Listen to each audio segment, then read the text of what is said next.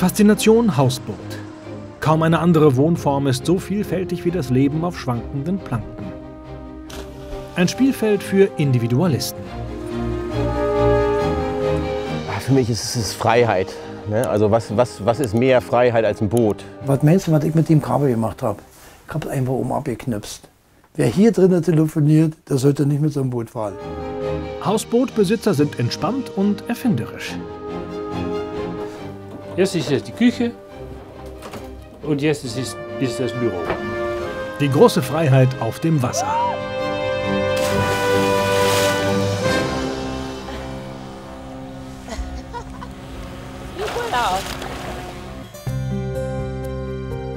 Partyvorbereitungen an der Tatenberger Schleuse im Südosten Hamburgs.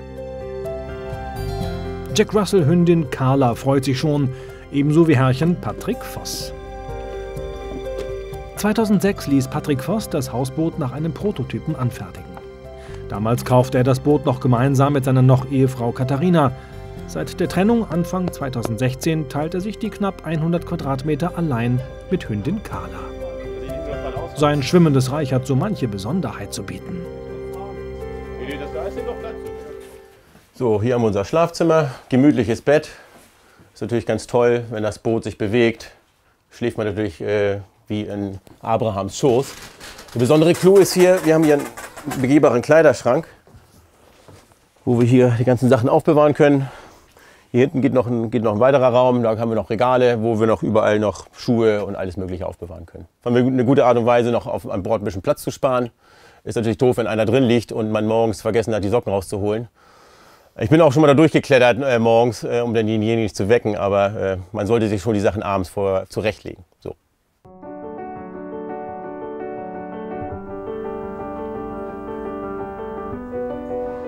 Ein gemütlicher Kaminofen, gepaart mit moderner Unterhaltungstechnik, sorgt für ein gediegenes Ambiente.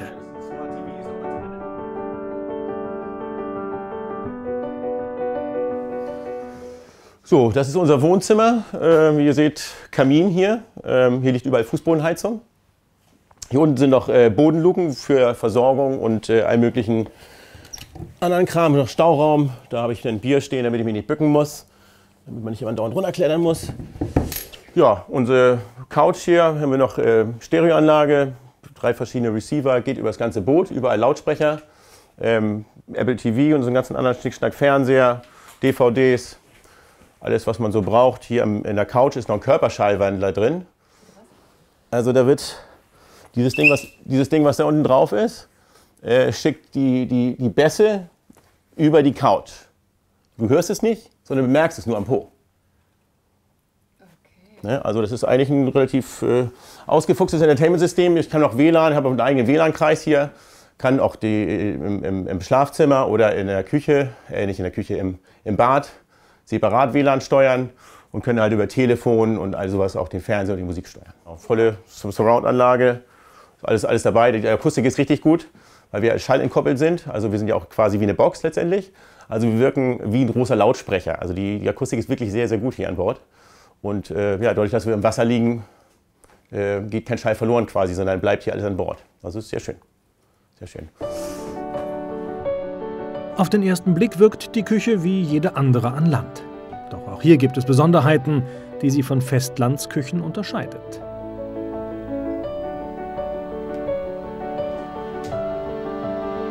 Es ist eine ganz reguläre Küche, wie man das sonst woanders auch finden würde, mit Geschirrspüler.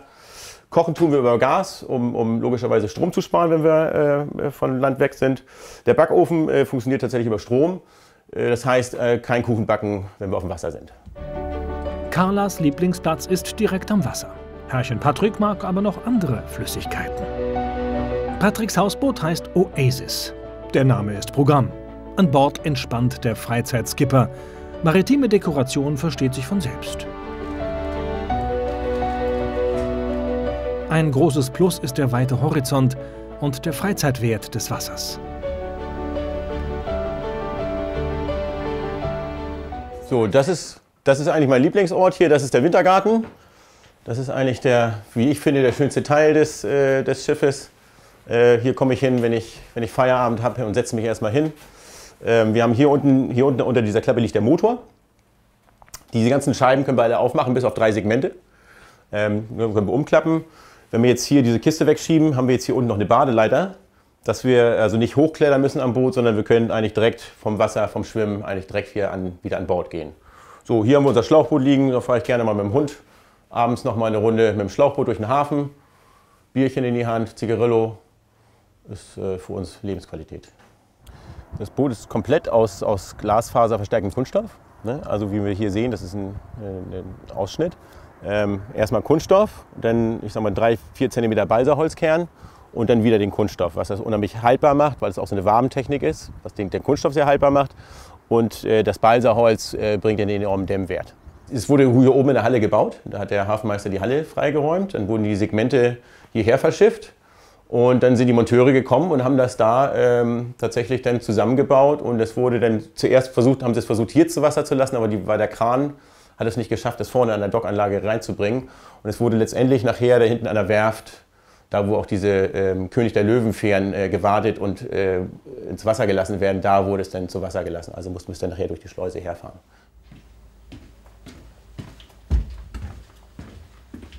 So, hier haben wir dann das Badezimmer.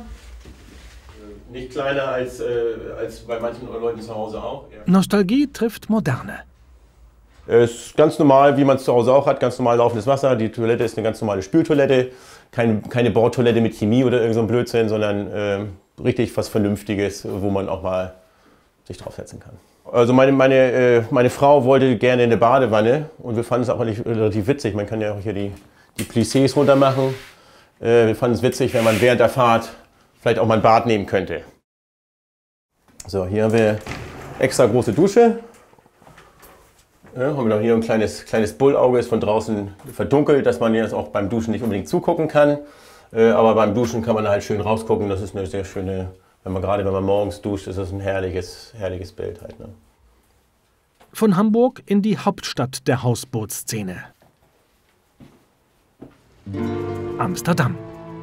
Die von Grachten, also Kanälen, durchzogene Stadt ist das Eldorado der Hausboot-Enthusiasten.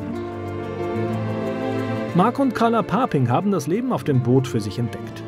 Dazu gehört auch ein kleines Elektroboot, mit dem sie Freunden und Gästen die Stadt zeigen oder einfach nur spazieren fahren. Wir holen unsere Gäste vom Hauptbahnhof ab und fahren sie dann zu dem Hausboot. Das wissen viele zu schätzen. Schon seit 9 Jahren biete ich Kanaltouren mit einem elektrischen Motorboot an. Die Maschine ist komplett elektrisch. Wir kriegen den Strom von einer Batterie und von den Solaranlagen auf dem Dach.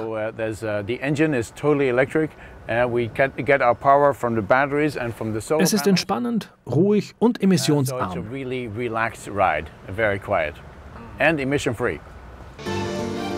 Umweltschutz ist den beiden wichtig. Wer auf dem Wasser lebt, hat ganz automatisch eine enge Beziehung zur Natur. 1991 kam Mark nach Amsterdam. Seither ist er von der Harmonie der alten Häuser und Kanäle begeistert. Die Schönheit der Grachtenstadt zeigt er gern Gästen, Freunden und Bekannten vom Wasser aus.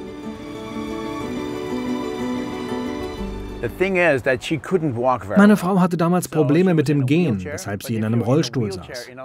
Aber in Amsterdam kommt man mit einem Rollstuhl praktisch nirgendwo hin, weder in Restaurants noch in Bars, Shops und noch nicht mal auf die Toilette. Also dachte ich mir, dass es einfacher wäre, sie in ein Boot zu tragen und sie durch die Kanäle zu fahren wie eine Königin. Dann sagten alle unsere Freunde, wir möchten auch eine Kanaltour machen. In Sicht das schwimmende Haus der Papings. Hier wohnen sie, vermieten aber auch über Online-Portale an Feriengäste. Wegen der großen Nachfrage von Touristen haben sie ihr schwimmendes Domizil nach und nach erweitert.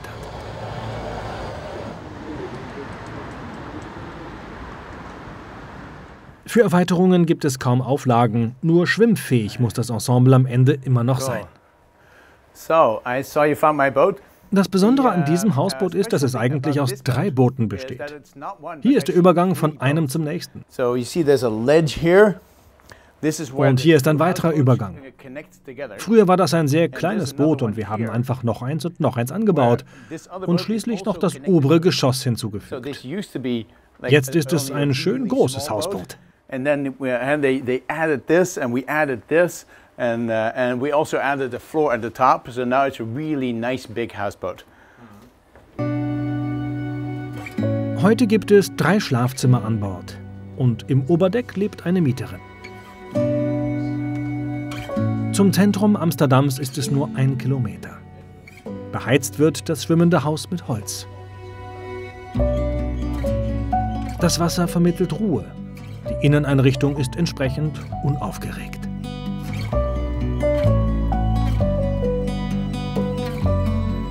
Das Hausboot der Papings hat verschiedene Ebenen. There's also a laundry room. Hier unten haben wir auch eine Wäschekammer. Das ist natürlich recht üblich, aber die Besonderheit ist der schöne Blick aufs Wasser. So erlebt man wirklich, dass man am Wasser ist. It's kind of special because we have this water view right here. So it's really nice, you can see you're in the water now.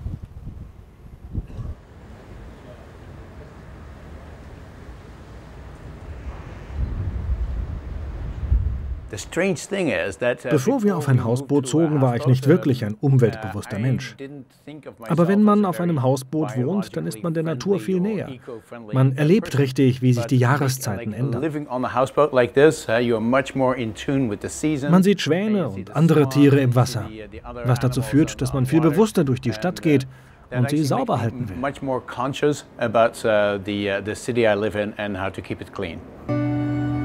Manchmal streunt die Katze der Mieterin aus dem Obergeschoss für ein paar Streicheleinheiten vorbei. Papings freuen sich, wenn Gästen ihr Hausboot und die Stadt gefällt. Wir vermieten unser Hausboot für etwa 60 Tage im Jahr.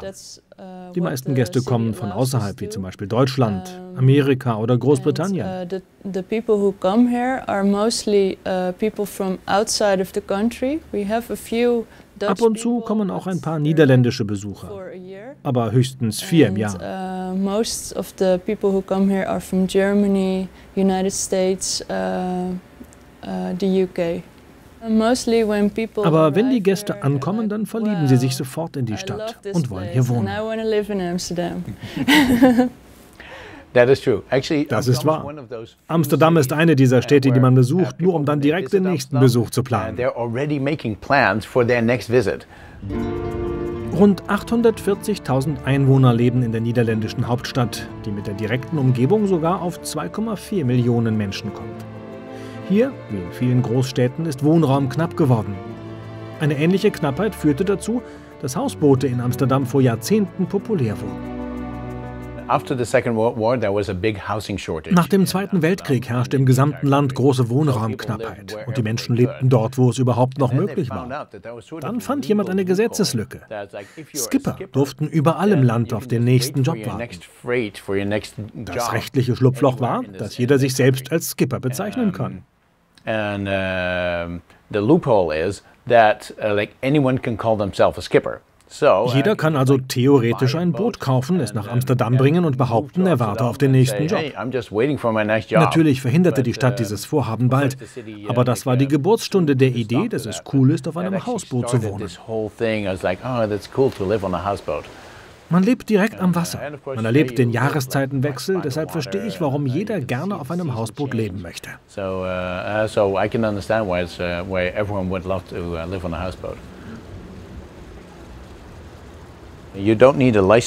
Man braucht keinen Führerschein, um sein Boot in die Stadt zu verlegen. Viele finden das gut, besonders Familien mit kleinen Kindern.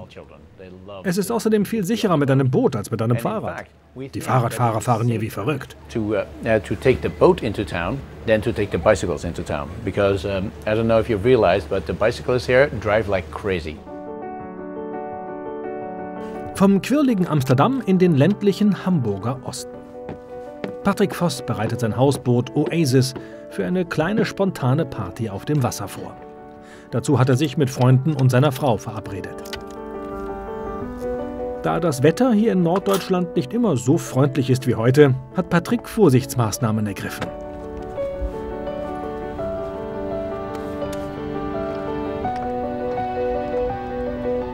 Also ich habe überall hier Haken angebracht, wird alles festgekettet. Bei gutem Wetter kann man es mal draußen stehen lassen, aber im Allgemeinen mache ich mindestens ein Seil dran oder eine Kette und sind schon Sachen vom Dach geflogen und das mögen die Nachbarn nicht so gerne. Und daher ist das ratsam, alles bestens anzuketten. Und der Wind faucht hier auch ziemlich durch bei Sturm. Und das hebt schon mal so eine Möbelgarnitur einfach vom Dach runter. Für Patrick und seine inzwischen in Scheidung lebende Frau wurde das Hausboot ein Kompromiss zwischen Luxus und Abenteuer. Das scheint auch für Hündin Carla zu gelten. Ja, also die Terrasse ist 85 Quadratmeter groß, streckt sich einmal über das ganze Schiff. Ist eigentlich einer meiner Lieblingsplätze hier an Bord, weil du hast den schönsten Blick hier im Hafen. Wir sind am höchsten, also kein Schiff liegt höher. Wir gucken auf die Schleuse, gucken aufs Wehr. Und mein Lieblingsplatz hier hinten ist eigentlich, das Wasser hier hinten ist schon 5 bis 7 Meter tief. Also vom Dach springen ist gar kein Problem. Ich gehe häufig joggen, gehe hier oben aufs Dach, springe rein, gehe hinten an der Badeleiter rein und dusche dann schön und mache mir dann einen schönen Feierabend. Hausboote sind etwas für Individualisten. Obwohl er mitten in der schönen Natur liegt, will Patrick auf Fernsehen und Internet nicht verzichten. Es gibt zwar die Möglichkeit, WLAN übers Hafenbüro zu bekommen, aber da hängen alle Leute dran. Und wir haben auch Netflix, Amazon Prime und so ganzen Kram, also Sachen, Media-Streaming. Dafür haben wir den Hafen mehrmals in die Knie gezwungen, das fanden die Leute nicht so lustig. Also musste ein eigener Anschluss her und da haben wir, das ist eine Satzschüssel, die können wir mobil wieder nehmen. Ist quasi wie ein mobiler DSL-Anschluss. Brauchen wir nur ausgraben, irgendwo anders wieder aufstellen, mit dem iPhone ausrichten und schon hast du eine Breitbandanbindung. Patrick und seine Noch-Ehefrau Kathi leben getrennt. Trotzdem feiern sie mit Freunden noch immer gern zusammen.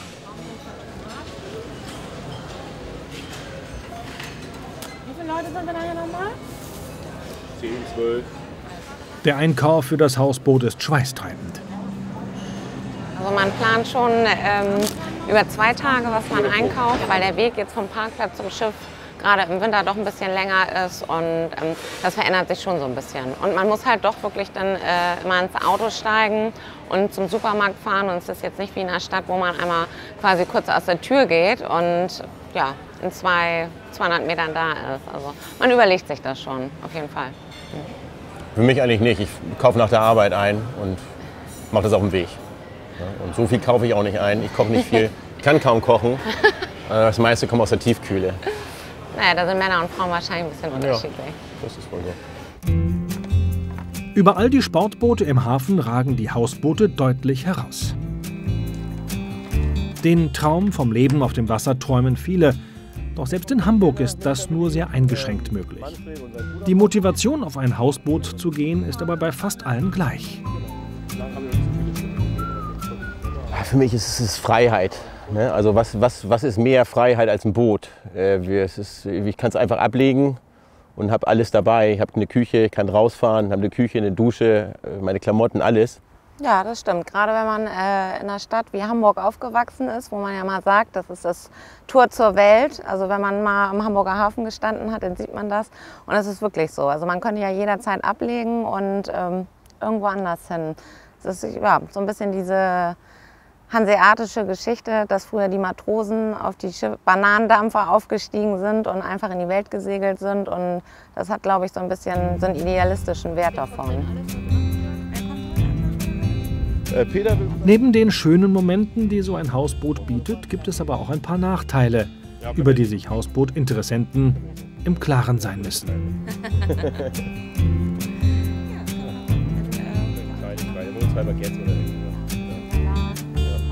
Ja, man kommt von der Arbeit, wünscht sich irgendwie eine heiße Badewanne und stellt dann fest, man hat irgendwie vergessen, das Frischwasser aufzufüllen. Und ja, eine Badewanne braucht dann doch so 200, 250 Liter.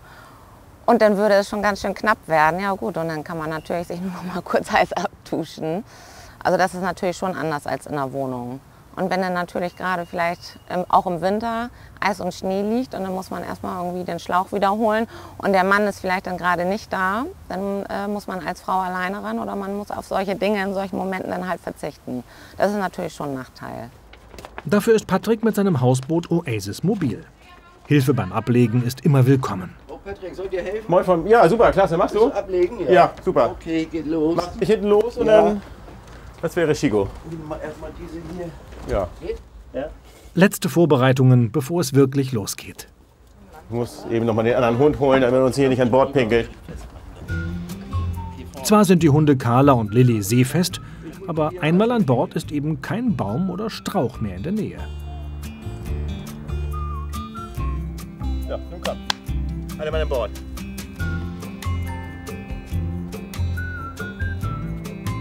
Spötter sprechen vom Campingplatz auf dem Wasser. Doch die Gemeinschaft im Hafen ist enger. Aus gutem Grund. Du, wenn man Boote am Steg hat, dann ist das zwangsweise notwendig, dass man einander hilft. Und ja, ohne Hilfe geht's nicht.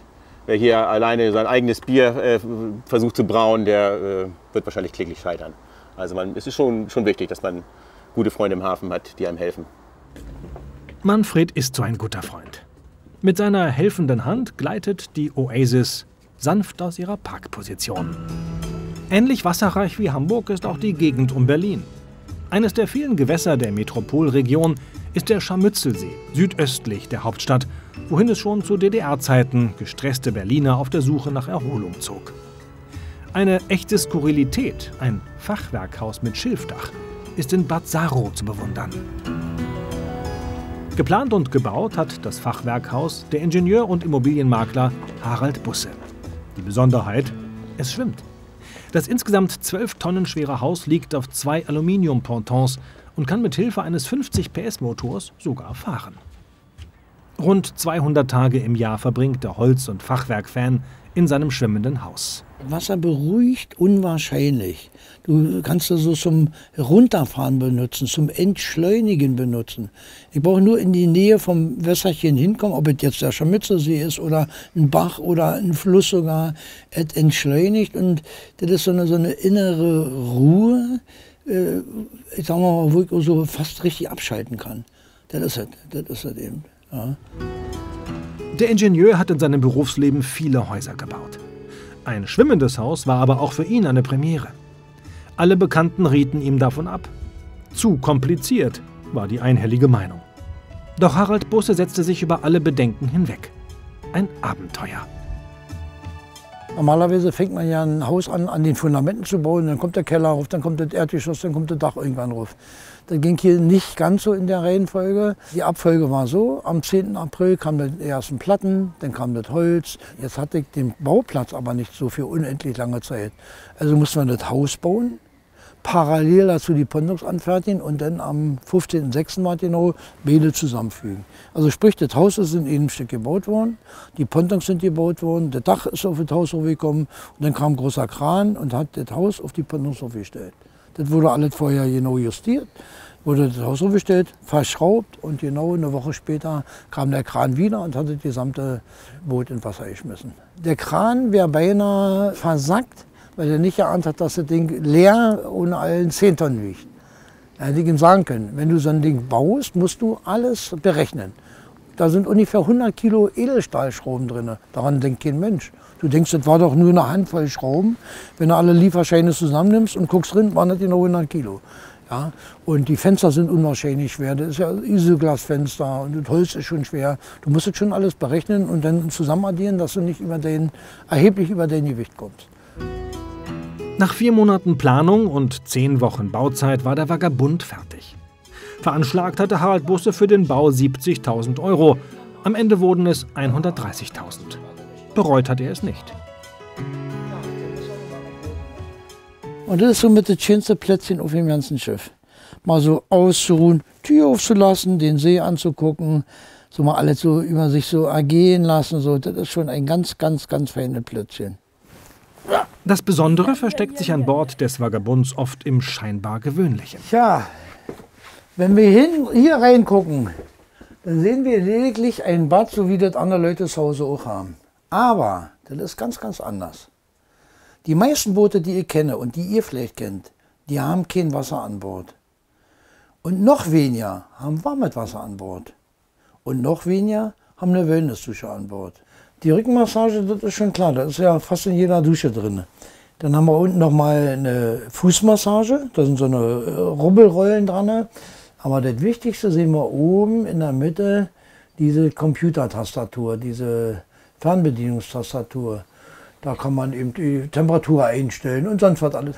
Aber wenn du dir den Computer anguckst, da ist drauf zum Beispiel ein Telefon. Und CD-Player zum Beispiel. CD könnte man ja rinschieben, könnte man ja hören, aber das Telefon, das ist ganz, ganz wichtig. Für ganz, ganz wichtige Leute könnte man das Telefon anschließen und man könnte von hier aus telefonieren. Ja? Aber was meinst du, was ich mit dem Kabel gemacht habe? Ich habe es einfach oben abgeknipst. Wer hier drinnen telefoniert, der sollte nicht mit so einem Boot fahren. So einfach ist es. Ja?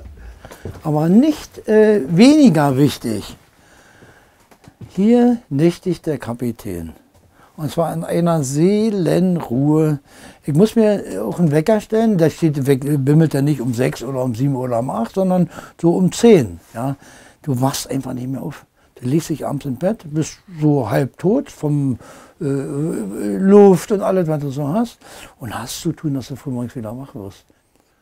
Ja, wenn du denn richtig gut geruht hast und Frische brauchst, dann geht's hier durch.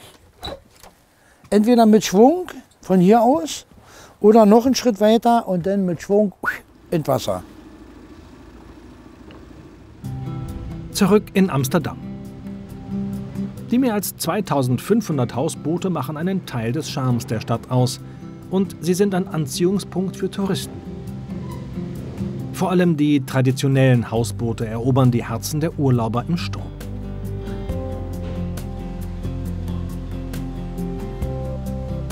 So erging es auch Rob Termeulen, der damals nur zu Besuch hier war. Er kaufte die Hercules Seegarn, ein altes Segelfrachtschiff vom Fleck weg.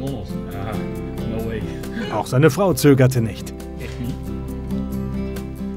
Herzlich willkommen auf unserem Schiff. Wir stehen jetzt in der Steuerhaus. Ganz früher ist das auf gewesen, hat man in den Ausschluss gestanden, um das Segelschiff zu fahren. Später ist das zugemacht und hat man auch ein Rad hier gemacht zum Steuern. Das Originalrad ist noch immer da. Wir werden das gleich sehen. Früher war die Wohnung bis die Verhöhung da draußen.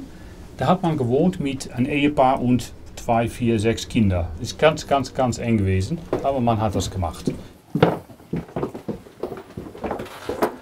Das ist noch immer das Original-Steuerrad.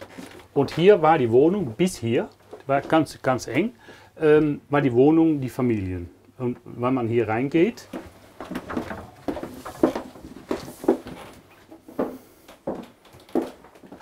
und dann war das bis hier, das war die Wohnung für 4 Leute, vielleicht 6 Leute, die haben hier gewohnt. Das haben wir hier was größer gemacht. Alles, was Sie sehen, ist neu. Wenn das die halbe Kreuz da rund um dem Bett haben wir neu gemacht. Und wir möchten einen Platz machen, wo man wohnen kann, nicht nur schlafen. Und da haben wir einige Sachen gemacht. Zum Beispiel, wenn man will, kann man hier kochen. Oder Büro führen. Alles ist da. Ich sage immer, jetzt ist es die Küche und jetzt ist das Büro. Alles ist möglich. Es ist nicht groß, aber ist sehr angenehm, gemütlich, bequem. Ja, wir sind da ganz, ganz glücklich mit, wie das gemacht ist. Alles ist hier. Die Toilette. Ja, die Flaschen, das ist nicht gut. Hè? Und hier gibt es die Dusche. Ja, das ist alles, was man braucht zum Leben. Heute sind die Ansprüche an Wohnen und Komfort natürlich ganz andere. Die Termeulens haben das Schiff deshalb von Grund auf renoviert. Kleidung, das ist schwer. Man sieht da ein Raum unter dem Bett, da ist Kleidung, wir haben was Kleidung da. Und das ist die ganz große Schwierigkeit. Man hat keinen Einlaufschrank, wo man alle Kleidung lassen kann. Das ist vielleicht der größte Nachteil ein Schiff. Wird das größer? Hier ist das eigentlich eine richtige Wohnung mit einer Großküche. Wir mögen das ganz gerne kochen hier und alles ist da. Kühlschrank, die Maschinen zu kochen, das geht ganz gut. Da sind wir ganz froh mit. Mehr als 5000 Arbeitsstunden stecken in der Hercules Sega. Nichts sieht hier mehr so aus, wie es war, als Rob das Schiff kaufte.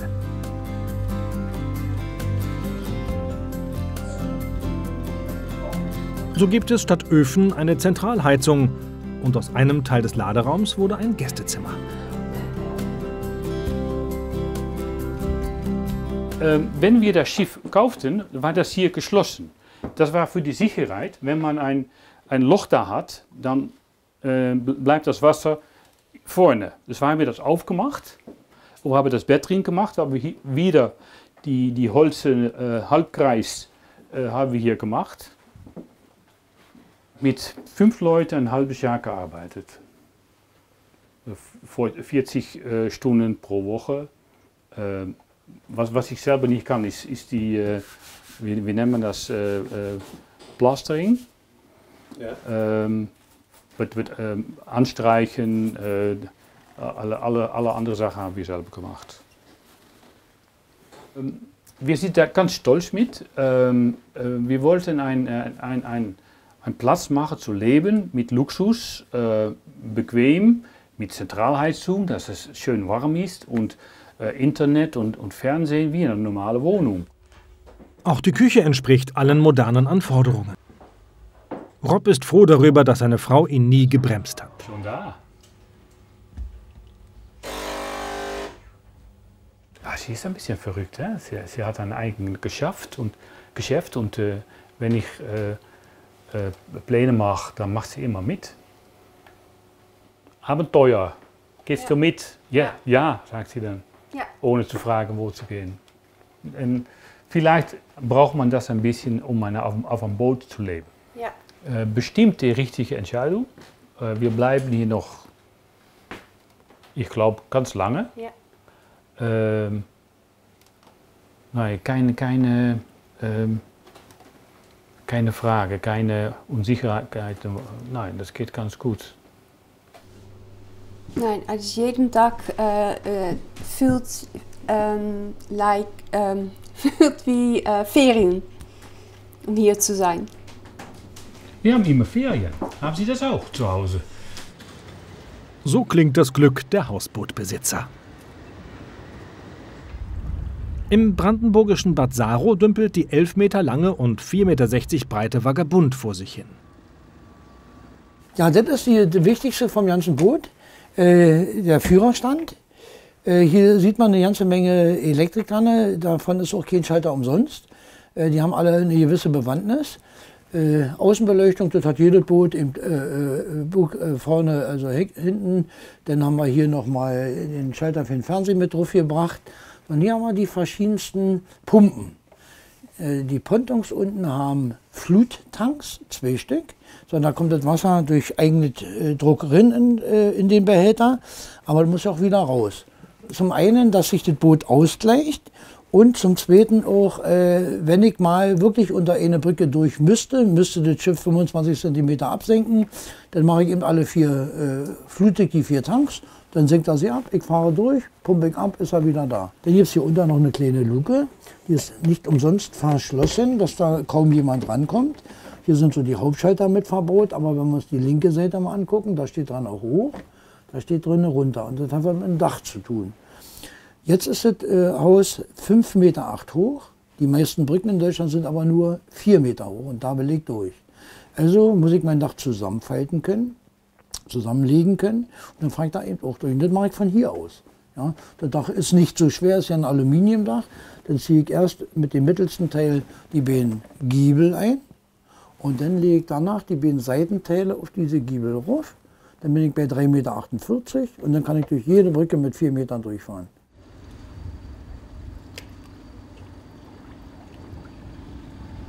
Das sind Seitenstrahlruder.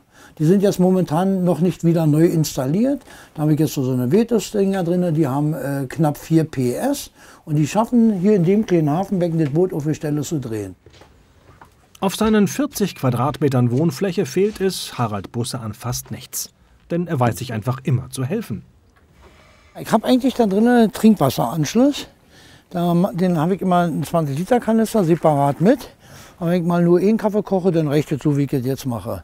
Ansonsten fülle ich den Trinkwasserkanister und dann habe ich noch mal so 800 Liter Brauchwasser. Das steht dann aber auch manchmal 4 Wochen im Tank und das will man dann nicht trinken. Das Trinkwasser wird jeden 2. Tag ausgewechselt, im Kanister drin, von hier aus und dann fahren wir los. Und dann, wenn du dann wirklich kein Trinkwasser mehr hast, nimmst du Selter aus der Flasche. Das ist dann nicht so schlimm. Das gemütliche Hausboot verfügt sogar über eine Einbauküche.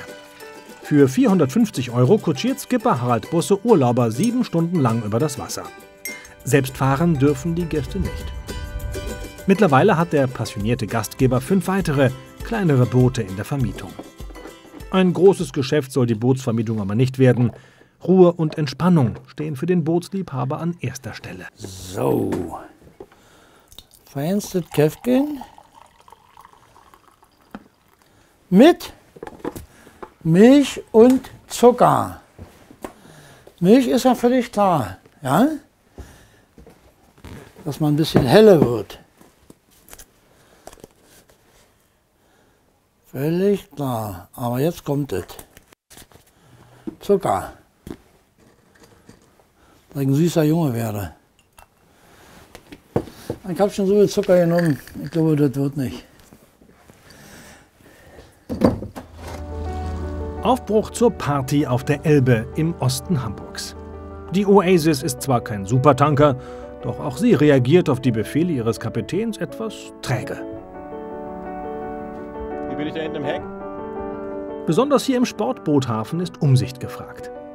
Überraschenderweise erfüllt auch die Oasis die Sportbootnorm, denn sie ist mit 19,97 m exakt 3 cm kürzer als das Maximalmaß für Sportboote es erlaubt. Wäre sie länger, dürfte sie weder hier noch in einem anderen Sportboothafen langfristig liegen. Es ist immer ein bisschen windig und auch wir haben eine Übersetzung von 20 Metern. Also wenn ich hier lenke, kommt die Lenkbewegung etwas später hinten an. Also nur nach vorne kannst du eigentlich nicht gehen. Ich muss eigentlich auch immer das Heck so ein bisschen im Auge behalten. Weil wenn es dann ausschlägt, dann schlägt es richtig aus. Ne? Also dann, wie gesagt, die Übersetzung. Das dauert ein paar Sekunden, bis er reagiert und dann schiebt er aber dann halt. Ne? Aber es geht. Was macht ein Puls? Läuft. Patrick freut sich über die Aufmerksamkeit, die sein Hausboot erregt. Moin!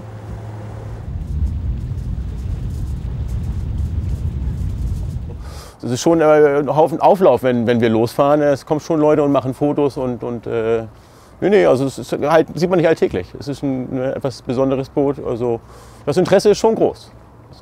Also jeder, auch die Leute, die am Steg vorbeigehen, freuen sich, wenn man es ihnen mal zeigt. Und bedanken sich dann mal ganz, toll, dass man mal die Tour gekriegt hat. Nee, also die sind alle sehr dankbar und auch sehr, sehr neugierig und interessiert. Man sieht es halt nicht alle Tage. Ich bin auch ein ganz kleines bisschen stolz. Ich finde, das darf man auch. Es ist auch ein Projekt. Man macht das nicht so einfach. Es ist nicht so bauen wie ein Viehbrockhaus, sondern es ist halt ein Haus auf dem Wasser. Ne? Und es ist halt etwas komplizierter, aber es ist auch sehr belohnt. Wo kannst du mit dem Viehbrockhaus hin? Von einem Fertighaus kann bei der Oasis wirklich keine Rede sein. Sanft gleitet das Hausboot elbaufwärts. Ein perfekter Spätsommertag, den Katharina auf dem Oberdeck genießt. Während noch Ehemann Patrick die Oasis mit 5 km pro Stunde auf Kurs hält.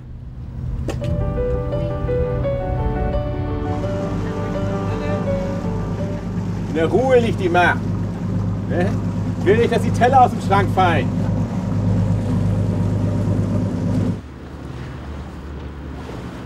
So, jetzt habe ich den Motor erstmal auf neutral gestellt.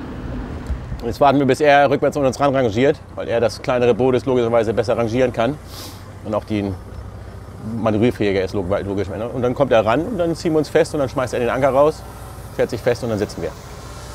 Und dann klappen wir die Badeleiter raus, schmeißen den Grill an und dann geht's los.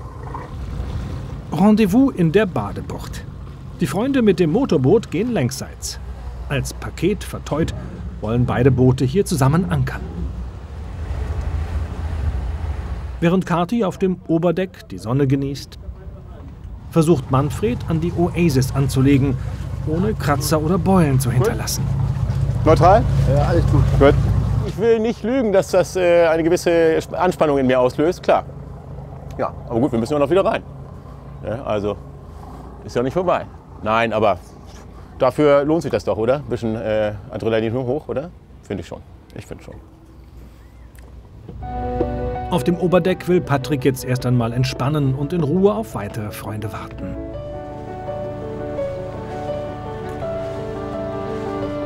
Wenige Minuten später sind sie da und die Badeparty kann beginnen. So, dann schmeißen wir, würde ich sagen, die Badeleiter mal raus, damit wir auch nicht am Boot hochklettern müssen. Das ist ein bisschen schicko hier. Doch die muss Patrick erst einmal aus dem Boden des Wintergartens herausklappen. Platzsparend und praktisch. Damit erfüllt die Badeleiter gleich zwei wichtige Bedingungen für Dinge auf einem Hausboot.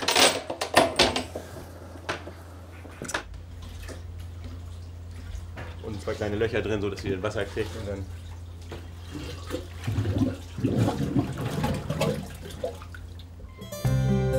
Herbst am Scharmützelsee. In der kalten Jahreszeit wirkt Bad Saro wie ausgestorben. Urlauber besuchen das traditionsreiche Seebad lieber im Sommer. Harald Busse, der auch ein Haus in Fürstenwalde besitzt, geht trotzdem an Bord seiner Vagabund. Frieren muss er aber nicht, denn es gibt eine Gasheizung und einen Kamin für besonders kalte Tage.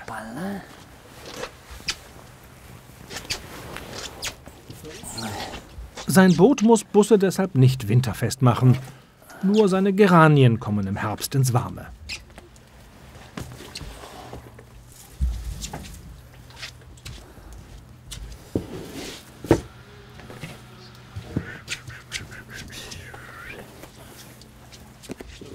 Erst im Frühjahr kommt seine Untermieterin wieder.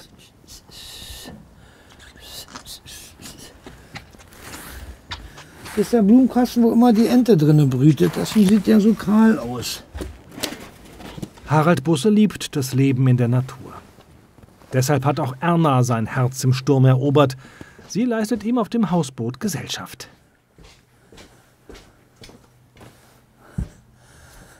Guck mal, der sieht ganz anders aus wie die anderen. Hier brütet immer eine Ente drin. Die nimmt sich im Frühjahr, die frisst eine Pflanze, zwei Pflanzen weg, macht sich ein Loch rein und legt hier drin ihre Eier und brütet die aus. Das meiste war mal 8 Küken, die ich selber gesehen habe. Immer hinten in dem Fenster, immer im gleichen Kasten, jedes Jahr.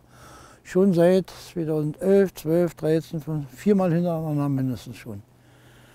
Ja. Du machst zwar immer eine Riesensauerei, aber unsere Erna gehört dazu, die bleibt. Viele Jahre hat der ehemalige Immobilienmakler von einem eigenen Hausboot geträumt. Es gab jedoch immer etwas zu tun und so schob er seine Pläne stets auf. Das änderte sich erst, als Busse einen schweren Schicksalsschlag einstecken musste. Er begann, umzudenken. 2002 begann es, bin ich ein bisschen ernsthafter krank geworden. Und das sind dann schon so eine Momente, wo man eigentlich umdenken muss. Wo du sagst, so mit dem Eifer und mit der Energie kann es nicht mehr lange weitergehen. Das passiert nur nicht, auch nach einem Schlaganfall. Du hörst nicht auf, du machst immer weiter. Ja, bis das dann im Kopf durchsickert, dass das vielleicht das letzte Mal gewesen sein könnte, wo du mal einen Gong kriegst, das dauert ein paar Jährchen. Und 2009 im Krankenhaus, da haben die mir das klar gemacht. Entweder sie unterschreiben das jetzt mit der Rente oder es kann sein, sie rufen in 14 Tagen den Bestatter an. So hat er mir das erklärt. Und das wollte ich überhaupt ja nicht hören. Das wäre sicher so nicht gekommen. Aber und von dann an fängst du doch an, ein bisschen den Schalter umzulegen. Dann habe ich das gemacht. Und immer wenn ich schon hier den Steg betrete, in das Boot drin gehe, ist es wie Urlaub. Klüger, hat heute schon mal einer angerufen? Das ruft, ich habe manchen Tag 40, 50 Anrufe. Das ruft ja noch keiner an. Ja, das ist wie eine andere Welt. So, dann fährst du raus oder bleibst auch hier liegen, dann hast du die frische Quaken, dann kommen die Schwäne ran, dann sind die Enten da in der Nähe. Harald Busse hat hier sein persönliches Paradies gefunden. Vielleicht geht er in Zukunft mit dem Vagabund, seinem schwimmenden Fachwerkhaus, sogar auf Reisen. Wirklich Sache, die eventuell ginge, das wäre nach Norderney zu fahren, von hier aus, und da eine Woche Urlaub zu machen und dann wieder zurück. Das wäre schon schön. Aber was realistisch ist, das ist, vielleicht nächstes Jahr schon nach Hamburg zu fahren. Hamburg hat ja von hier aus eine direkte Wasserverbindung. Da ist man so 7, 8 Tage unterwegs.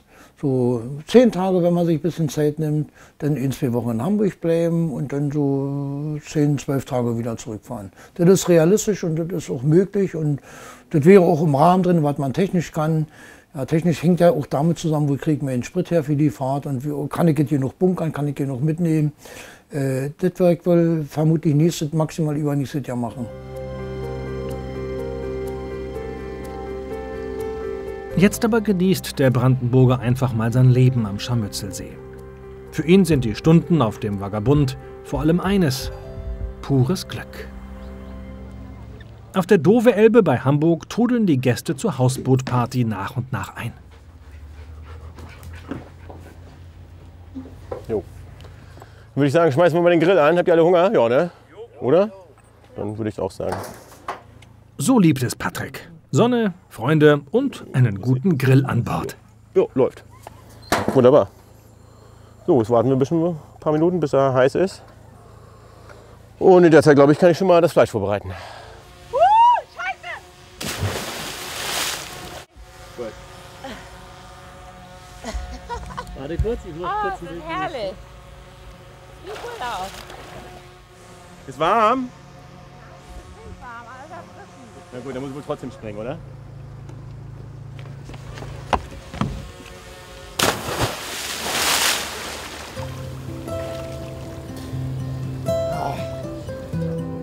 Thema Nummer 1 bei den Schiffs- und Hausbootbesitzern sind natürlich Boote und die gute Gemeinschaft, die es hier gibt. Ja, neulich bist du mit dem Schlauchboot an mein Heck gekommen, haben 2 Bier getrunken. Er saß im Schlauchboot, ich auf meinem Heck. 2 Bier getrunken, eine Viertelstunde geschnackt. Tschüss, ja. Na, und dann ja, ganz kurz, unverbindlich, spontan, ganz nett. Ja, wenn man jemanden auf dem Hausboot besucht, man geht nicht einfach irgendwo an Bord. Noch nicht mal bis zur Haustür. Dann klopfe ich entweder ans Fenster oder rufe laut, Patrick, bist du da? Das ist Usus. Man geht nicht an Bord, ohne dass jemand sagt, komm an Bord. Und es gibt so viele ungeschriebene Gesetze in der Seefahrt. Die kann man, glaube ich, gar nicht alle erklären. Nicht pfeifen an Bord. So, ich will dich jetzt nicht in die Pfanne hauen, aber zum Beispiel hast du keinen Adenauer dran. Ja. Kein was? Kein Adenauer. Was ist denn Adenauer? Die deutsche Flagge. Wo, wieso? Wenn man das braucht. Ja, was ist das da hinten? Oh, Entschuldigung. Aus welchem Land ist die denn? Entschuldigung, ich habe sie nicht gesehen. Entschuldigung, Manfred, aber die wirklich. nimmt man aber bei Sonnenaufgang ab. Ja. Aber das habe ich auch noch nie bei dir gesehen. Ich habe schon 2 Bier gehabt. Die habe ich wirklich nicht Ja, gesehen. die hängt ja schon seit. Ja, ewig Tag und gedeckt. Nacht. Ja, Aber Nacht. die Nu, also ich mache da keine Zeremonie draus. Ja. Vielleicht ist das mein Fehler, aber gut. Also wenn du in einem fremden Hafen bist, in einem fremden Club bist, Okay. kannst du Pech haben, dass sie dir die wegnehmen und du einen Kasten Bier ausgeben musst, Jo, das bis ist nicht sie das wieder da Schlimmste, oder? ist. Ja, und? Nach Dann Sonnenuntergang gebe ich halt einen ist Kasten sie Bier weg. aus, mach doch nichts.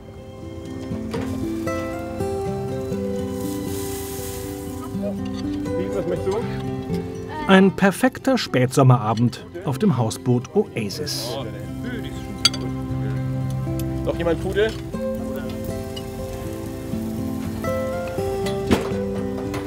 Doch bevor es ganz dunkel wird, schippert Patrick zurück Richtung Heimathafen. Was kann es Schöneres geben, als wenn dein Haus ein Boot ist?